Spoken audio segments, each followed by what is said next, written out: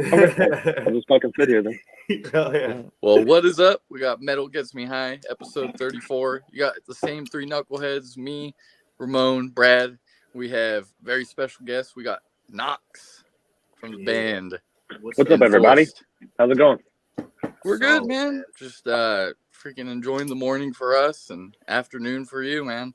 Yeah, I was about to say, how do I we should have done this before we started. How do I look at comments and stuff? Do I have to go on YouTube and watch it? No, so they'll come up right here, usually right in the front. Like, actually, I don't know because I've never used the computer. But if you want to pull up the second tabs, go ahead.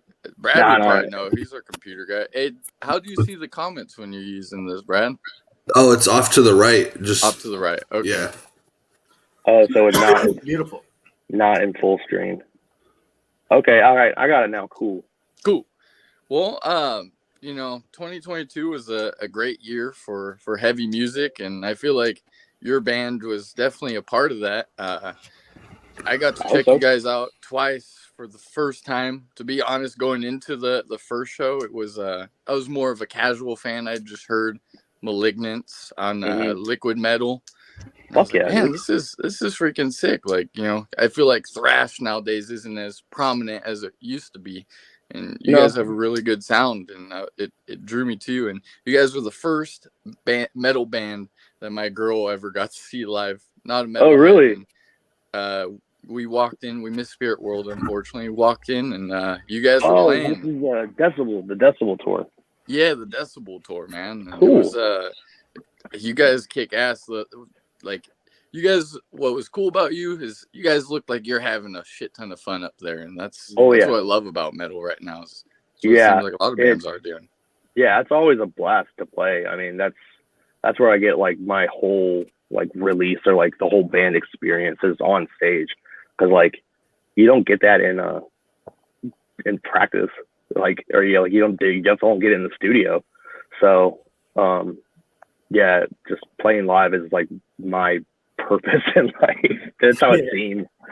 So and you see that, man. Like you caught me where that's the thing with bands live. I feel like a good front man does a lot for you, and you bring it, man. You're having fun up there, but you're also doing like sometimes you got to do the tough guy thing, which everybody loves too, and it's just fun, man.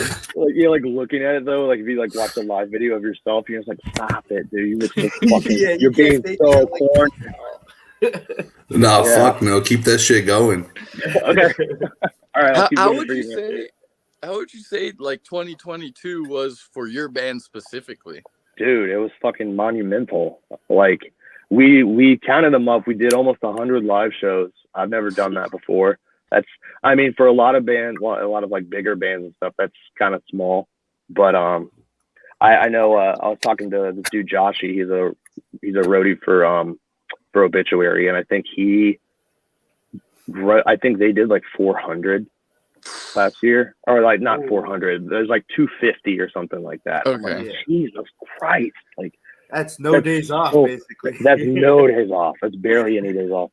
But like from a calendar year from when the Slave to the Grave tour started to 2021 of October, we did a full US with Exhumed and Creeping Death, the Decibel tour, Europe, At the Gates tour, and the Slave to the Grave tours. It's 5 fucking tours. Like, oh yeah, we fucking hauled ass last year, and like I think it shows.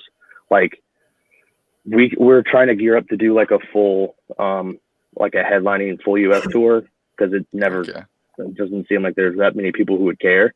But I think after 5 tours, I think people know who we are and give a shit. So we definitely give a shit, that. Bro. Yeah, cool.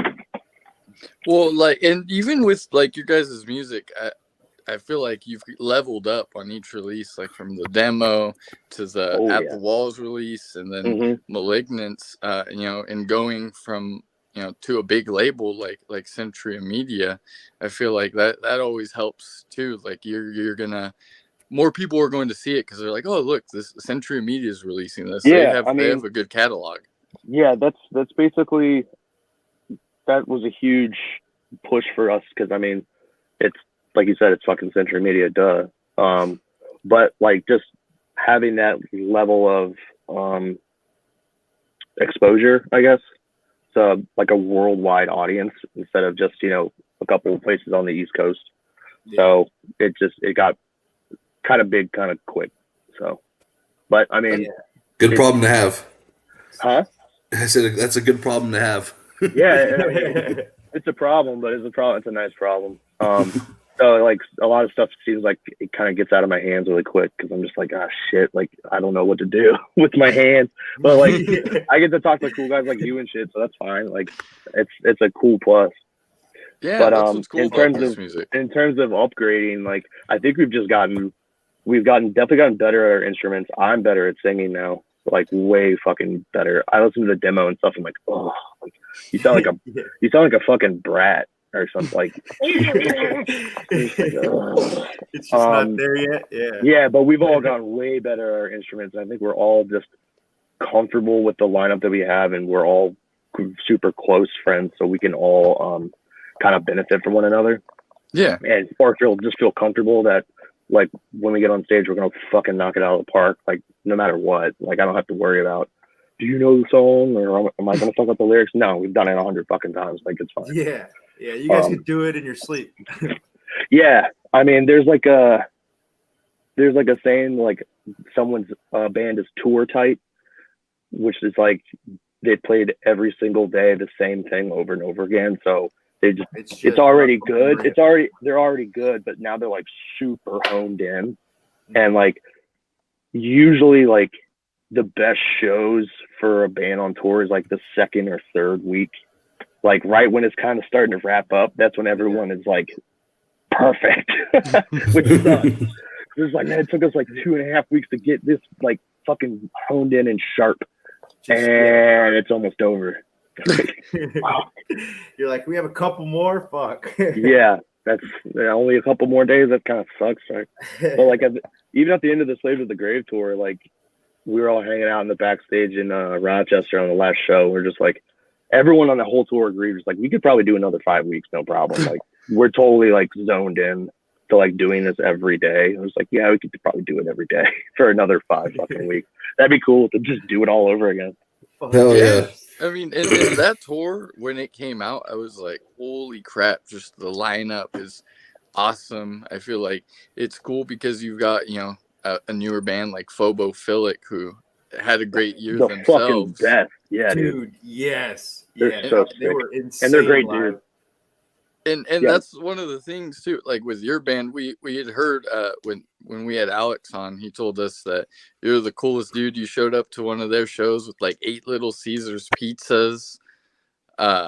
Yes, that was Will. Will did that for when they were on the Dying Fetus tour. So there was them and Frozen Soul, I think. So yeah, we all just brought a fuck ton of food and just hung out in the back of the venue and just got fucking smashed. It was awesome. And that's how you know it's going to be a good tour is like everyone's cool with each other. Like there's not going to be any bullshit between bands or anything like that. And like I think that show with all the pizzas was the first time I'd really like sat down and talked to any of those dudes. Okay. And then 200 we've known for a long time from their old band Subtype Zero. We played with them when they were like super young. And that band was kick fucking ass, dude. And so we knew them, and so already we're like, okay, this is gonna be a kick ass tour. And then Phobo hopped on. We're like, well, we don't really know them, but I'm sure they're probably cool. Like, and just hit it off immediately. Yeah, dude. So it's just like, dude, this is the greatest thing ever. And there's never any beef. Everyone got along fucking insanely well. Like it shouldn't have gone that good. It was awesome. We had a chance to go see you guys on the Slave to the Grave tour, and we had a chance to hang Sacramento.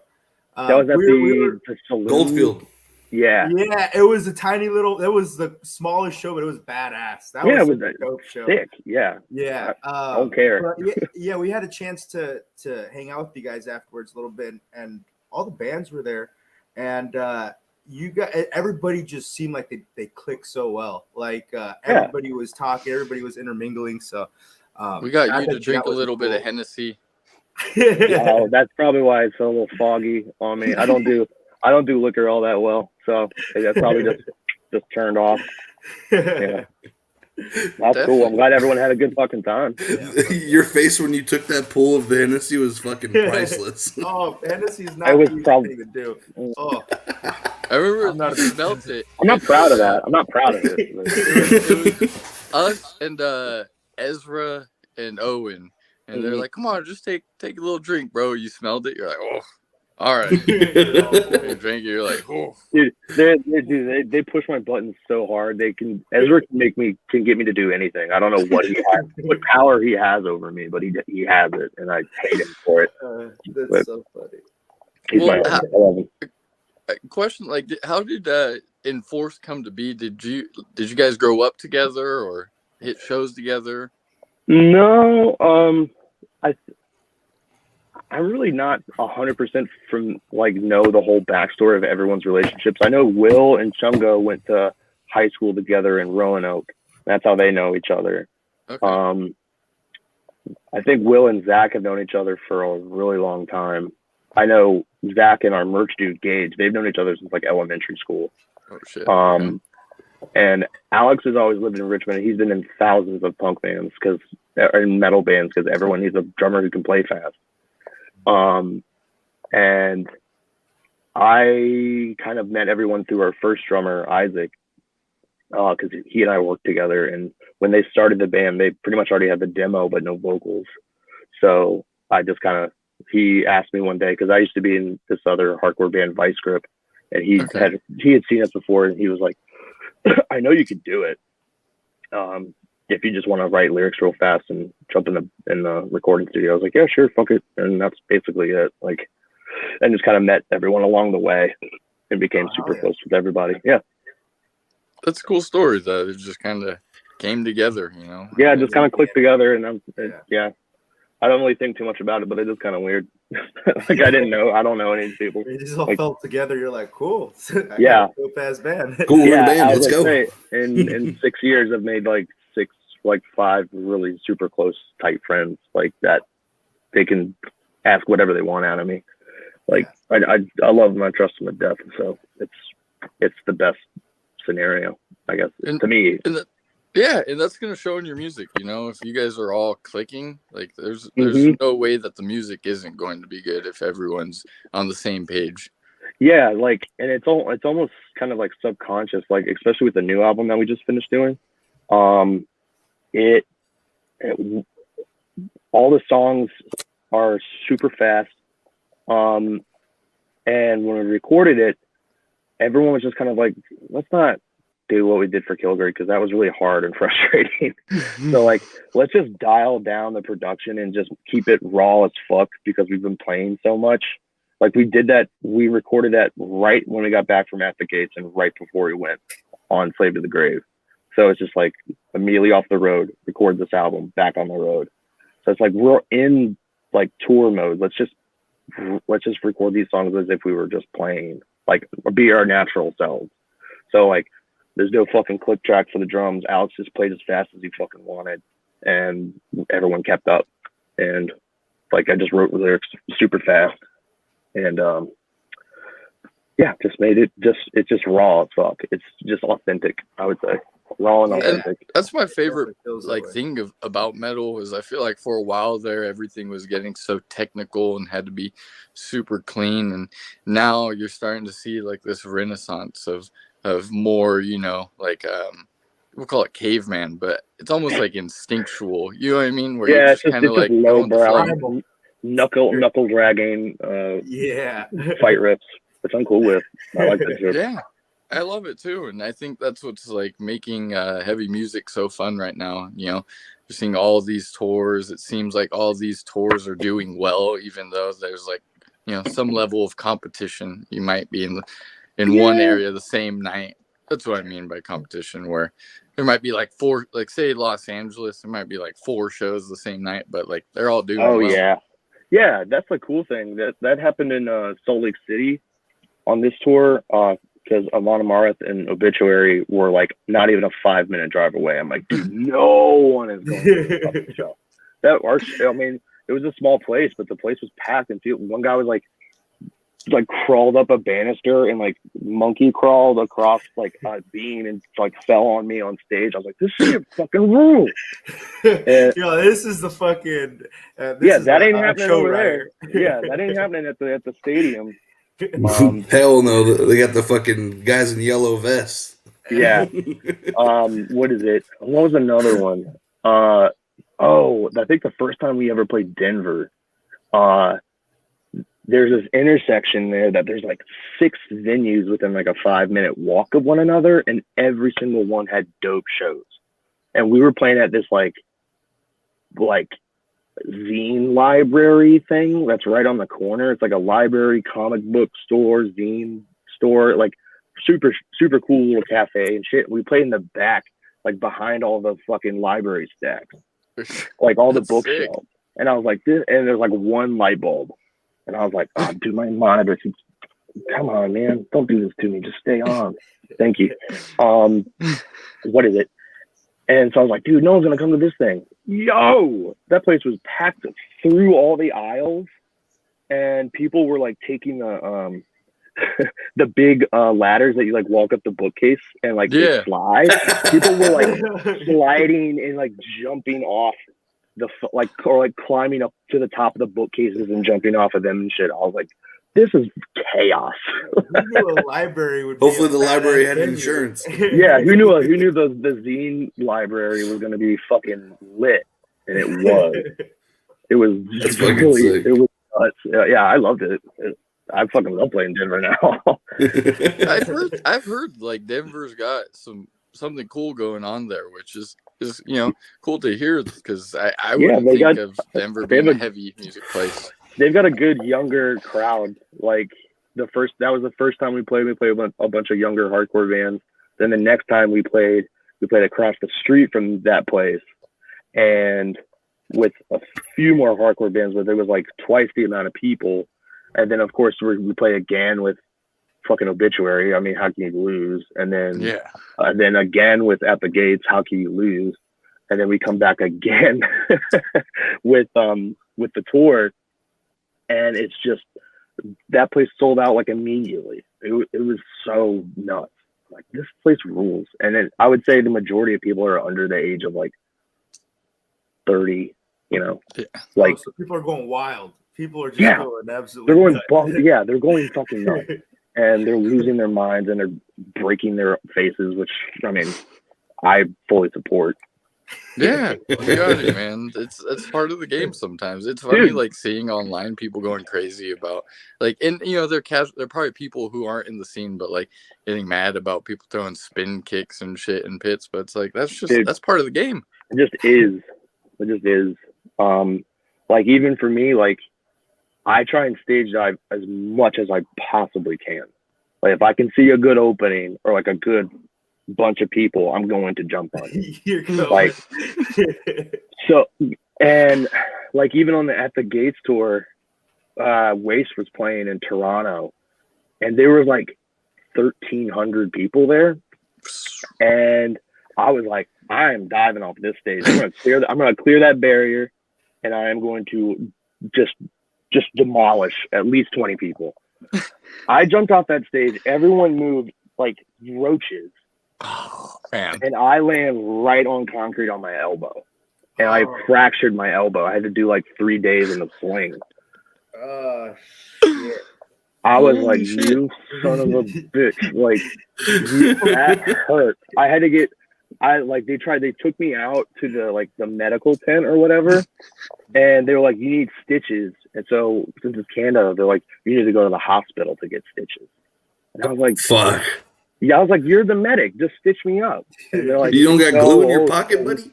We can't do that. We have to get an ambulance, and then you have to go to a doctor to get one. Ambulance? I was like, that's so annoying. I was like, well, wait, I am in Canada. Isn't that free? They're like, not for you. I said, I was like, dude. I was like, okay. And I'm like, I'm bleeding. They're like, you can see bone. And I was like, okay. So what do I need to do? Because I'm not doing any of that. I'm not paying for that. They're like, well, if you get this, they gave me like a laundry list of things to buy, and like, just go across the pharmacy if you really want to risk it. I was like, yeah, I'm gonna risk it. Like, yeah. I just kept that shit clean and taped up, and like slept in a sling. It hurt like a bitch for like 2 weeks. I got this crazy scar that will never go away now. But like, just exploded your elbow. Yeah, it just blew out. And no one.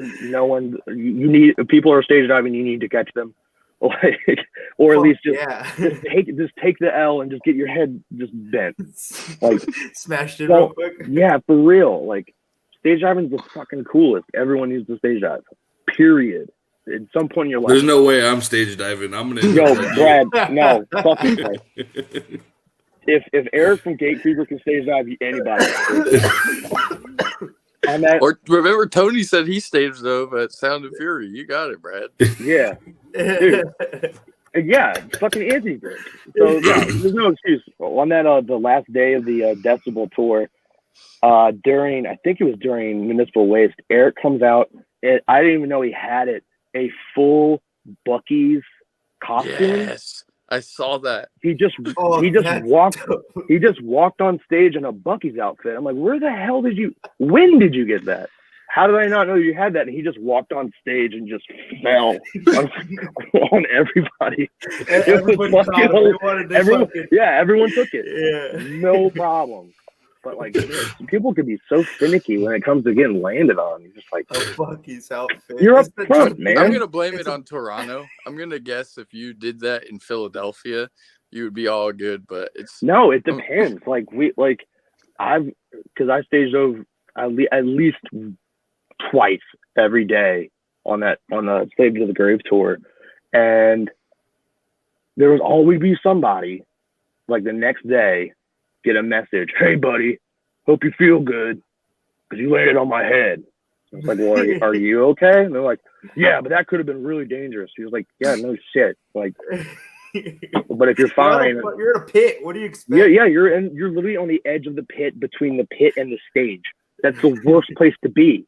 If you don't want to get jumped on, please move. Like, you're gonna get hit in the back of the head. There's nowhere to go. There's nowhere to go. Stand in the back. Yeah, just go stay at the bar, man. Like, but even then, like in Cleveland, people were jumping off the bar, like way far away from the stage. People were jumping off the bar. Dude, Cleveland fucking rules. They were jumping off the bar that was next to like the front door, crowd surfing all the way from the back to the stage, turn around, jump off stage, and go all the way back to the bar. That's crazy. Which show was the Dead so Rat great. Show? Dead Rat.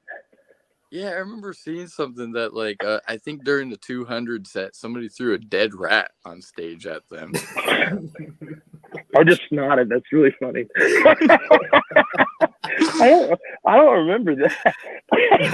Dude, what in the world? I think that's so funny that you see random stuff like that happening at shows. The push-up pits. I think that was North Carolina. I think because someone threw a bra in my head. And I just tied it and wore it on my head. So you were like the guy from Little Nicky? I just had huge boobs on my head. And everyone thought, like, it was during some breakdown, I was headbanging, and someone threw it, and it caught my hair. And someone took a video, and the whole crowd goes, "Oh shit!" And I hold it up. I'm like, I just helmet it, and everyone goes, "Fuck yeah!" And everyone starts like stage diving and hitting harder because I have a bra on my head. Like, just go with the flow. Like, shit happens, man. It's weird. It's fun. So if someone threw a dead rat at me, I'd probably just twirl it around and fling it back. Like, lasso it back at them. Mm-hmm. Depending on where you're at, it could be a fucking thick rat. Yeah, and I wonder how you even get a dead rat into a venue. That's gonna be a whole thing in itself. Yeah, you're a weird one. You find them in the venue, you fucking step on their tail, kill them. Yeah, just got it in your pocket. I know, right? He's like, I got one ready with the perfect. I can't wait. I got this dead rat. During 200 set, I'm gonna throw this dead rat I found on stage. Wild. That's funny. People are crazy, man. Something I always like asking people is like, how is your native scene? Like, I know obviously you got a huge band like Lamb of God out in Richmond, Virginia, but like, how's the scene as a whole from like the small stuff to, the bigger bands? Richmond doesn't get a lot of big stuff, but like the underground, like hardcore punk metal scene is awesome. It's like historically always been awesome since like, I would say probably mid to late 90s has been like thriving. So, and everyone's kind of on the same page. I would say in the last, what's 23 minus 15? 8. I would say in the last 10 years, okay, all the like different underground, like heavy genres are just, will have no problem playing mixed bills or playing together and stuff. So instead of having like just a hardcore show or just a punk show or just a metal show, just throw them all together because it's all the same people. They're going to go to all of them anyway. So why not have like just a huge eclectic mixed bill of just aggressive music? I think that's ideal. So yeah, there's tons of hardcore bands, tons of metal bands, tons of great punk bands that they just, I don't know what it is, but everyone just kind of converges here in Richmond and just mixes it up and makes sick ass music. That's cool. I'm glad to hear that, and I hope your guys' next show kicks ass. It's gonna kick ass. It's good. So they show out for you guys when you guys play your hometown? Honestly, yeah and no. Like, okay, it always depends, but like I've noticed, we're always really good support here. Like we've rarely ever headlined anything. okay. But like the Blazing Tomb was a record release is a perfect example. Like they asked us to headline, but it's like, it's your record release. Like you should headline. And they're like, oh yeah, right. Okay. Yeah. Why would I headline over you? It's your night. Yeah. You're like, this is for you. This is put yeah, on. I'm doing this for you. But like we could probably pull like 200-300 easy. Like we always play this place called the Camel that if we play it sells out, and it's like I would say it's like a tiny 150 cap, but it somehow some way it always gets like, they somehow push 300 plus bodies through the door. It's nuts. And like there's like the whole sidewalk is packed full of people and stuff. It's wild playing there. Hopefully they got good AC there. Oh, they do. That's game changers at shows is when there's AC and not AC. My God. Oh yeah. There's a venue in Richmond called the Warehouse that they notoriously do not have air conditioning. So shows in the summer are brutal. Like brutal. Swampy. Oh dude, you open the door and like the fog of sweat and humidity comes out and you're just like, do I really want to go in here? Like I'll pay the cover, but I don't know how long I'm gonna be able to last. We played some shows in there during the summer or like not even the summer. Like I remember we played there in June and it was like oddly 100 degrees outside. So it was like I think 125 inside, but like sauna sweat, and people were just completely like oil slick with sweat, just sliding off of each other and shit. And I'm just like dying on stage. It was so lucky for me, I don't have a sense of smell, so I feel like that would be a good thing for me going to a show like that because Oh yeah, dude! I can imagine the stench. Hot balls. Hot balls. And it's just not just hot balls, it's moshing balls. Everybody's just fucking going nuts. It's everyone's hot balls mixed together in like a soup. Soup balls. Shit, soup balls. Not fun.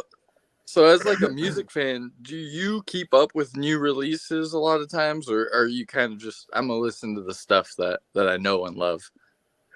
It depends. Like I listen to a lot of stuff after the fact of like, let's just say like I'm just make a band name, Soup Balls.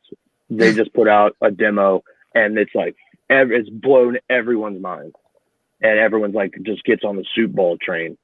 I'll listen to it like 6 months later when it's dude, I'm the same fucking way. I don't know what it is, but I just don't. I'm just like, well, it probably sucks. Because I'm a fucking dickhead like that. It's like probably fucking sucks. And then I'll finally listen to the Shoot Balls demo, and it's just like, yo, Shoot Balls fucking dope.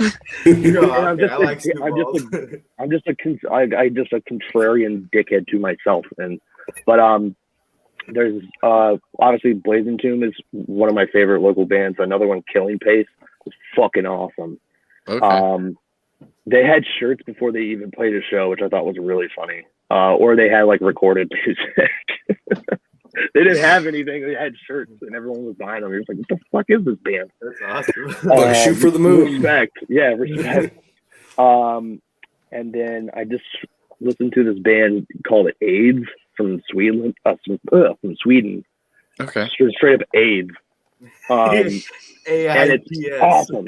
Yeah, but it's like the A with the two dots above it. Okay. Like A period I period D period S. And they put out a record.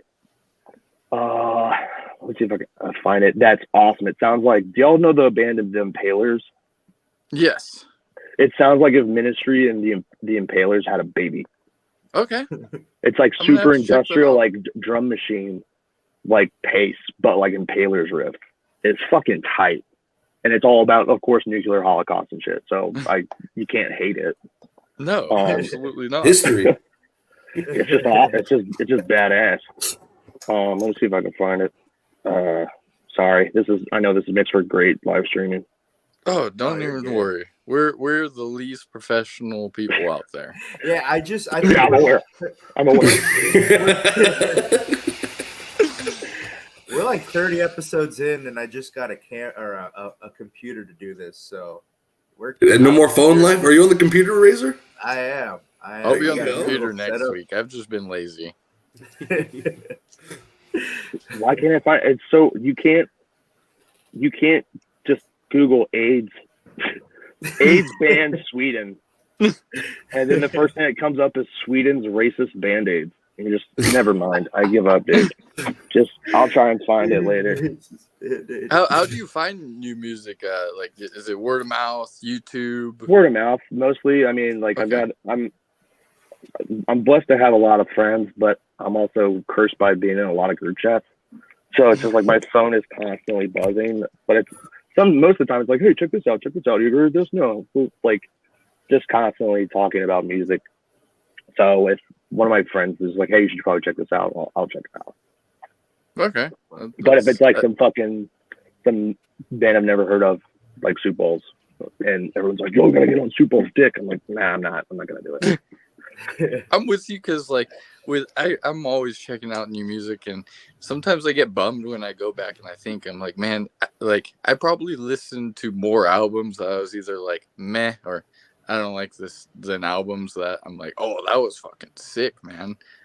Mm-hmm. Yeah, I found it. Okay. It's called AIDS: The Road to Nuclear Holocaust is the name of the album. That's okay. 6 tracks, 17 minutes. It can't be beaten. Man, really fucking those cool. Short, quick hitters are the best. Yeah, they're great, dude. Fucking punch you in the face. Our new record is like 12 minutes shorter than the last one. Okay. But it's one song longer. So it's like I've always liked that. So it's some theory. It's like 5 on side A, 5 on side B, like just even, clean cut. Goes by super fast. I listen to it all the time. By the time I get to like the second to last song, which is one of my favorite songs ever, I'm just like, damn, it's already over. Like you can listen to the whole thing on the trip to Lowe's and back. That's the best right there. That's the best. A quick hitting fucking, album that flies by. You're like, what the fuck happened? Yeah, and it's just like the minute you drop the needle, it just immediately just beats your ass in. Like it does, and it does not stop pace wise the entire time. So it's just good. Raw, fast, and aggressive. Like the breakdowns are fucking hard. I can't wait. It's cool. Yeah, I can't wait for that. And now you don't have to necessarily say anything. I don't think we talked about this. Is there like an estimated date that's coming out? Or is it still I'm looking at the calendar now. I'm trying. What? I'm really bad at math. Hold on. No, you're good. Me too, brother. Okay. 2 weeks. You should hear something. Oh fuck! All right. All right. I can't wait for that. It'll drop with a single, and so yeah. Pre-orders will start in 2 weeks. After that.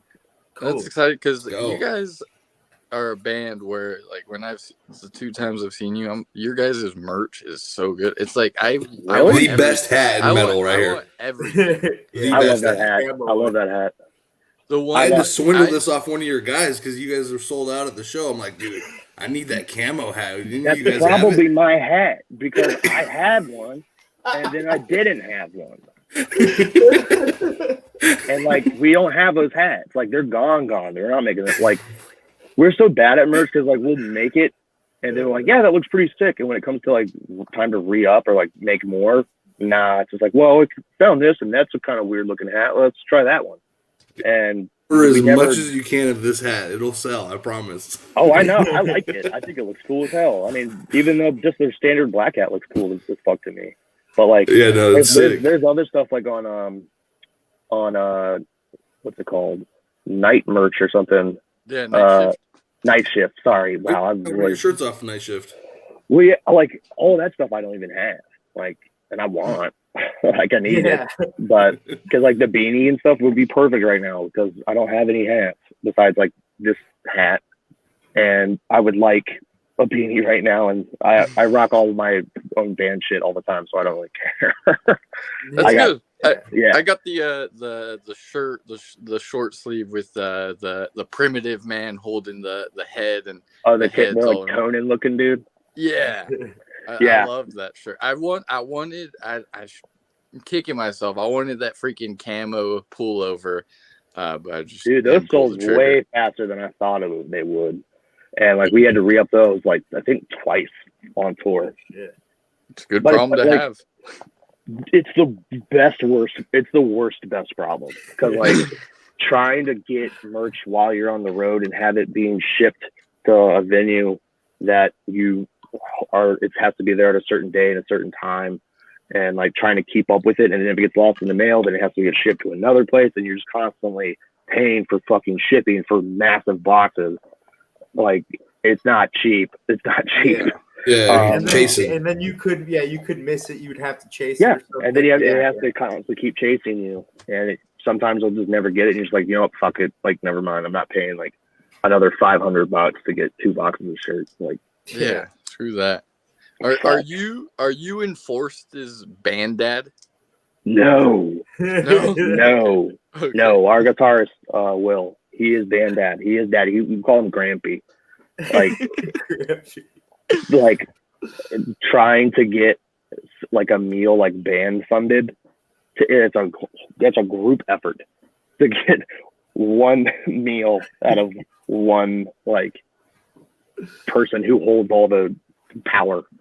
And it just every now and then it's just like, yeah, we're having a good day. We can band fund it. You're just like, yay! Free food. Yeah, we're going to Outback. But yeah, most of the time, yeah, he keeps everyone in check and is the most responsible person in the band. Period. There's no debate about that. There's no ifs, ands, or buts. Where do you fall on that totem pole, Knox? Dead last. I mean, and that's I'm honest. If anyone in the band is watching right now, they will fucking agree with that. Yeah, everyone does a lot more than me. I mean, I literally just get up on stage and yell at people.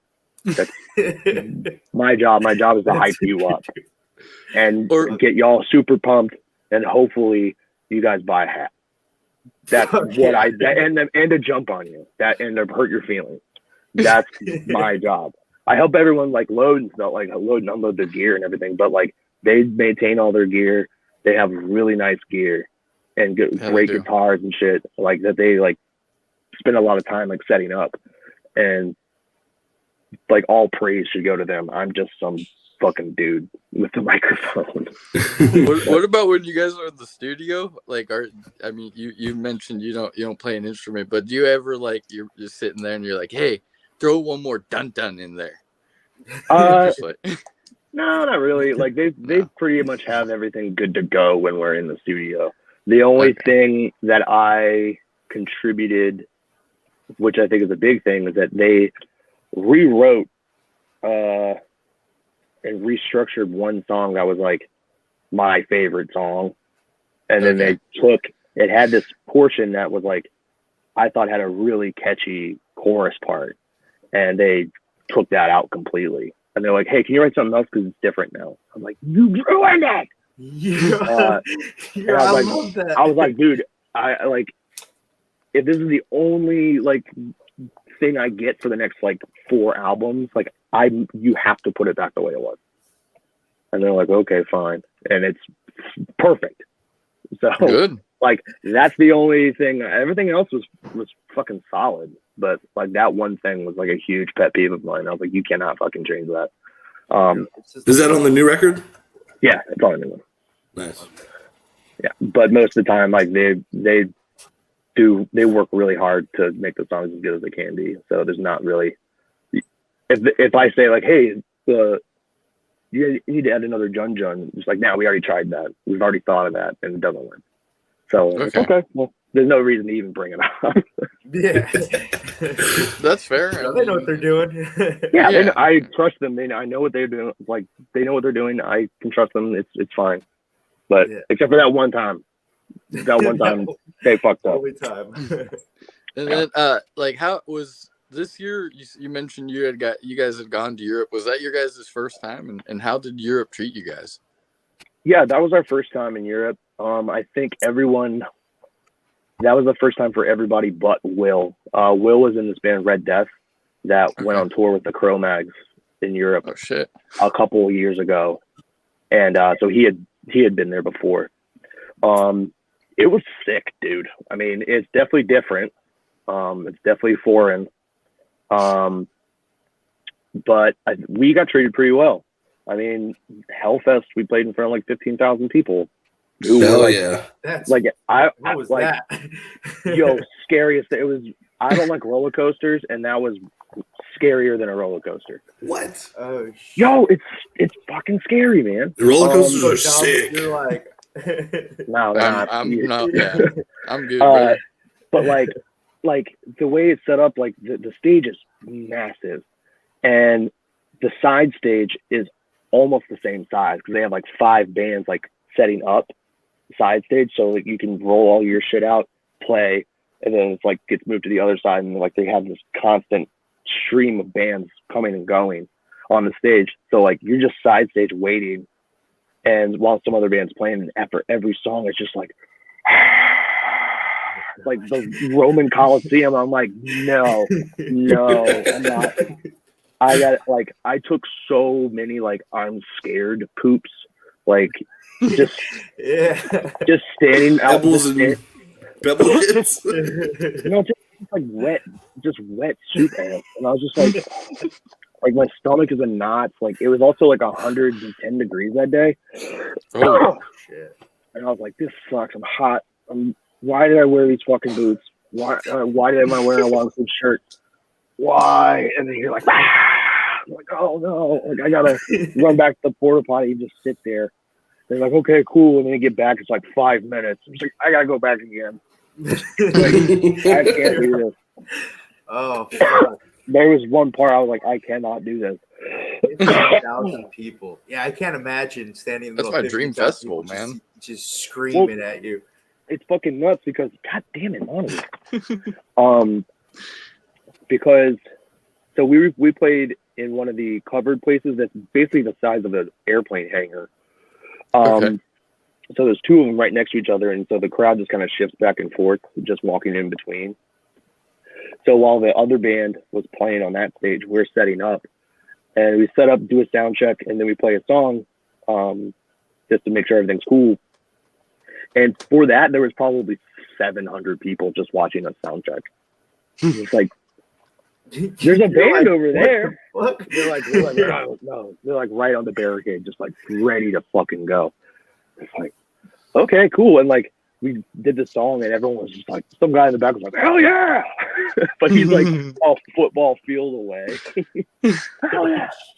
It's like, okay, this is gonna be weird. So like when it's finally like you have 30 seconds, like, and you can just hear everybody because there's like a screen, you can't see anybody, and so you finally just walk out, dead silence, and you walk out and just, and then you haven't even done anything. Explosion of sound. Your physical presence caused 15,000 people to scream at you. Like it's so like jarring.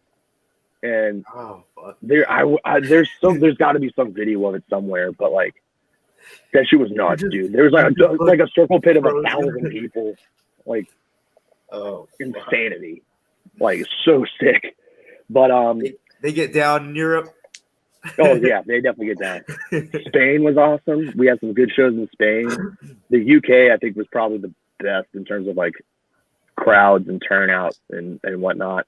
Glasgow was probably one of my favorite shows because they're just fucking rowdy as hell. Yeah, it was a great time. So hopefully we get to do it again soon. Oh, I'm sure your new album, people are gonna want to listen to, especially after your last offering. Yeah, you guys are only gonna get better. Yeah, and people were pushing us to like, hey, you need to get this album out sooner. It's just like, dude, we lost a year to promote and play Killgrid, so like we're gonna soak this shit up for all it's worth before we even start recording again. But I mean, it worked out fine. I think you got like 5 or 6 tours out of it. That's great. Yeah, it is. That's really good. I can't complain. Cool. It's cool. You guys got to like tour with people who are like I would say maybe more your peers, like your age. The band's in a similar place, but then also get to do a tour with like Obituary and At the Gates and Municipal Waste. Staying on the road a few times with Municipal Waste. We already kind of knew each other, but being on the road twice with each other, it's just like, yeah, we're best buddies now. Like that's cool. That's something I never would have thought of as like when I was growing up, like going to Waste shows when I was like 14. But like even like tour with Obituary is like a highlight of my life because it's how did that even fucking happen? And like when we were in Salt Lake, I hit up Kenny, their guitarist, and I was like, hey man, like I'm like 5 minutes away from you right now. Like, you want to hang out? He's like, yeah, man, come to the bus. I was like, oh, okay. So I got an Uber to the You're all and like they had like a line of people in security. There's like 5,000 people in line because it's a Monomarth show. And I just slipped past security and they're like, hey, what are you doing? I was like, I'm with Obituary. And they're like, oh, okay. I was like, no, I'm not. Cool. I was like, no, I'm not. I opened the door and everyone's just like, what's up, dude? I'm like, I didn't think y'all were gonna be that happy, but like, no, they're fucking cool ass dudes, man. I looked the part. And they and hanging out with At the Gates and stuff. It's like, man, it's so cool to hang around legends. That's sick. Yeah, it is. Yeah, it's a lot of fun. So I mean, it's I don't expect it to always happen, but I will definitely soak it up when it does. It's cool.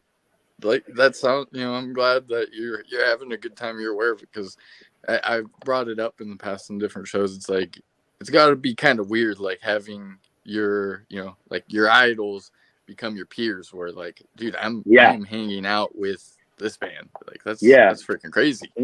Like having that's the best way to put it, is like these people that you looked up to all the time, they're your peers now. And like they ask that of you to like, don't treat me like that. Like you and I are on the same page. Like we do the same shit. So like, don't act weird.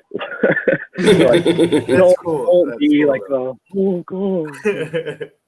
With that, I mean, the first couple of days with Obituary was definitely like that. But after I would say like maybe 4 or 5 shows, it was just like, okay, I'm sick of acting like this. Like this is stupid. They're just people who hang out.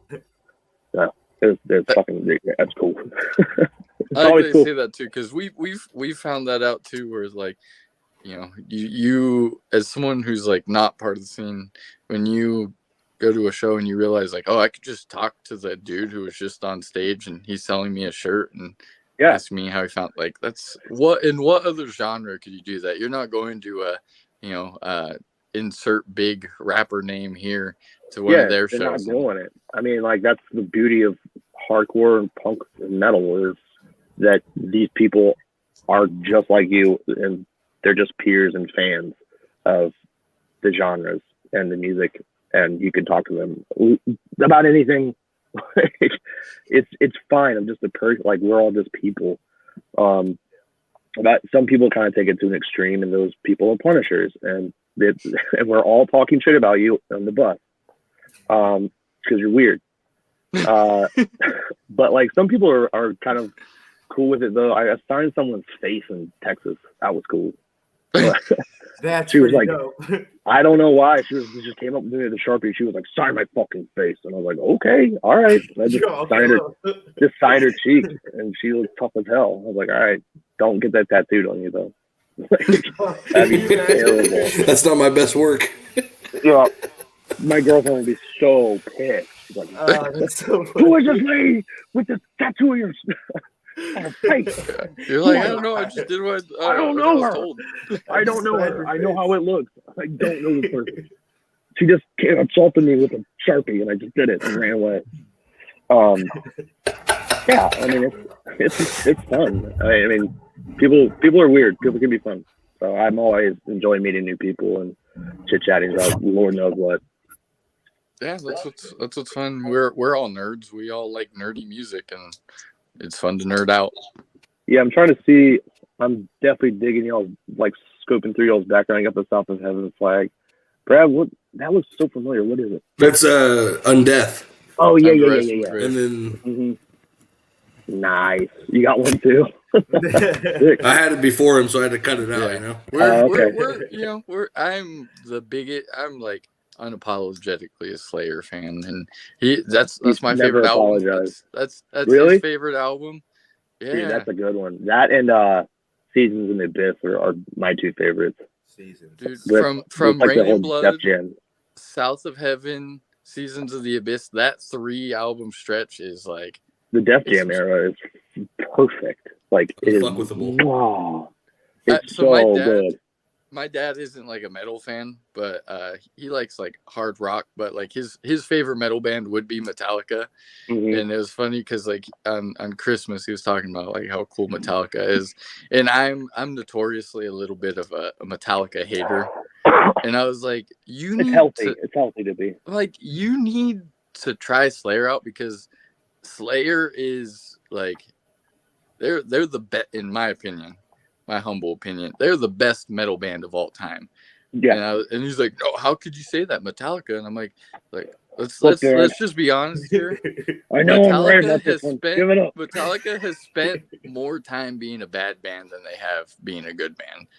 Still a band, but yeah, I agree with that. It's got to be hard to be a band that long. Yeah, that's how long have you been a band for? Almost 40 years, I'm assuming. Dude, I think 81 was 81 or early 82 is their inception. Nuts. So they're on 50 years. 40. Sorry. 40. Yeah, I'm doing my math wrong. Because Judas Priest or math like Knox over here. Come on. Yeah. Judas Priest turned 50 this year, and that's got to be insane. Like, and that band has ruled they have no bad songs. Like, Judas Priest fucking rules. And the fact that you've never dropped the ball for 50 years, that's dope. That's pretty strong. Slayer and Judas Priest are the best metal bands in my opinion. Isn't Rob Halford like in his mid-70s too up there? Yeah, dude, and he still drives the fucking motorcycle out there and shit. That's pretty hard. Granted, like a 72-year-old man is not like a 32-year-old man, obviously. But like, he's still going up there and fucking doing the damn thing. So like, mad respect to the metal god. And the thing with them, and I think it's a good benchmark for some of these older bands, is like, if you could survive and even thrive with a singer that isn't your original singer, it means you're a pretty damn good band. When you look at them, Sabbath, I've gone on record to say that Sabbath, like, as great as they are with Ozzy. Love the Ozzy stuff. They low key got a little bit better with Dio. They all had to sharpen up as musicians. Yeah, it's two totally different bands. Like, in my opinion, like, it just sounds completely different. But like, Mob Rules is an awesome Sabbath Dio record. Yeah, I love that song. I love that fucking album. It's got Mob Rules. It doesn't have Southern Cross on there. It's time. Yeah. That's a good one. What's another good Dio? I'm all up. My favorite's Heaven and Hell. I'm basic. That's what I'm thinking of. Yeah, it's fucking awesome. But yeah, I remember Brad had a Heaven totally and Hell different. kick. Yeah, Heaven and Hell kick. I always play it on the showroom, bro. At work, come on now. When they give me the iPad, it's over with. Where do you work? I work at a Chevy dealership in the Bay Area. So you're selling cars to Heaven and Hell? Yeah. Hell yeah. He tells us. He's like, hey, he'll text us like, hey, I got the iPad. What should I play? And like, obviously you try to put like, not like, hey, play some Dying Fetus. So it'll be like, hey, Do it. He does. Done it. He does. Well, no, like, so we close at 8 p.m. So about 7 to 8 is like usually when there's no customers, and that's when I really take over and get it going. Start playing some shit where everyone's looking at me. My coworkers are like, "What are you playing?" I'm like, "Don't worry, we're gonna be okay." Yeah, we're closing, man. Who cares? Yeah. Make sure you close with the heat and send a little video to us, Brad. Oh, that's my personal. I closed tonight, so it's going on. I like the heat. Perfect. Oh yeah, dude, I like the heat too. It's fast and fun. That's like the only song that we have that's like the lyrics aren't like serious. It's literally just about listening to music and circle pitting. That's it. I love the gang vocal part. That's like the part that catches me. Like I'll be on the treadmill and I'm like, can I yell while I'm on the treadmill and not have people look at me and go, do it. Can you stand the heat? No, yes, I fucking can. Like, it's awesome. It's a good one. It's a fun one. We'll start winding it down because unfortunately we got to go to work soon. Oh shit! Yeah, I forgot that it's morning for you. Don't even worry about 10:30. We do it for the love of metal. Okay, well, thank you. Fuck work. What would if somebody came up to you and is like, hey, like, what's this metal about? What are like 4 or 5 essential listenings that you would give them to be like, here, you're gonna like one of these. If you don't like one of these, you're just not for you. Yeah. So that would be for me. It would be Slay Yourself in Heaven, Sepultura, Arise, Sepultura Chaos AD, Sepultura Beneath the Remains. They're the first discography, dude. Yeah, just that would start there and just do the entire Sepultura discography. If it ain't for you, like I don't think you'd like music at all. But no, like it was like Slayer, Sepultura. Just for fun, I would throw in Hatebreed, Satisfaction. Okay. Hell yeah. Love that album, man. Totally different vibe than obviously like Sepultura or stuff like that. But it's like, well, if you don't like it super, super fast, what if you like it just straight, just dumbass hard? Like, if you don't like this both sides of the spectrum. You can't follow, yeah. Yeah. Well, probably not for you. If you can't spin your head that fast, then you can drag your knuckles like this. Like, which one do you prefer? And then from there, we'll try and figure out what you like. Yeah, you'll narrow it down.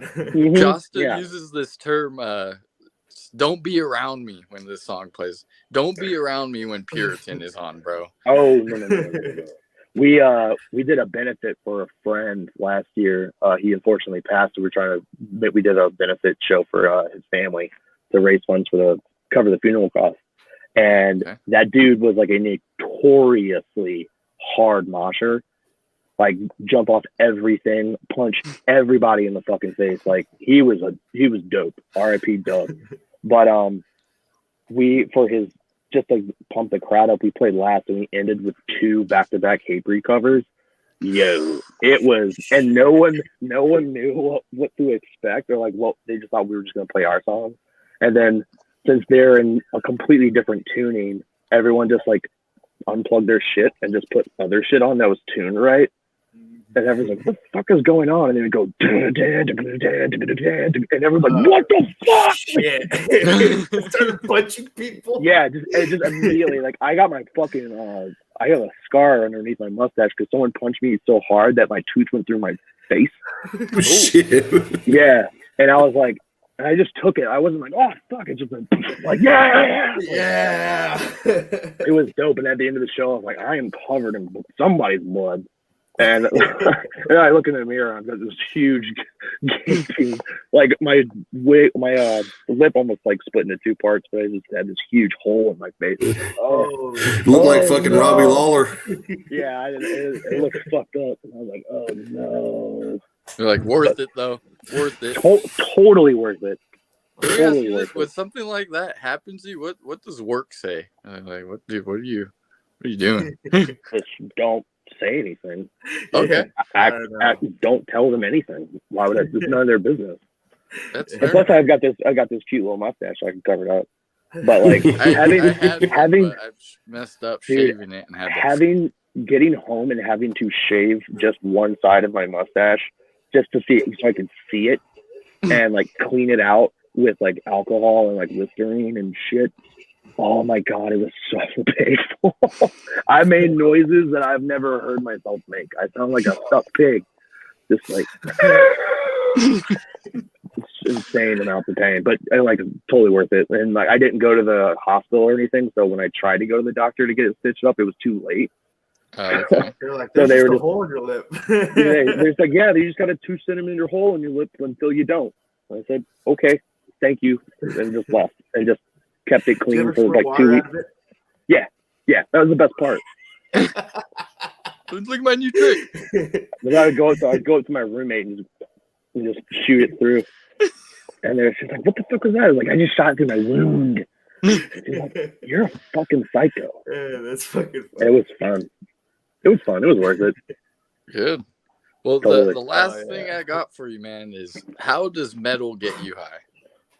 How does metal get me high? The euphoria of being on stage, of playing, is a feeling that not many people can really experience.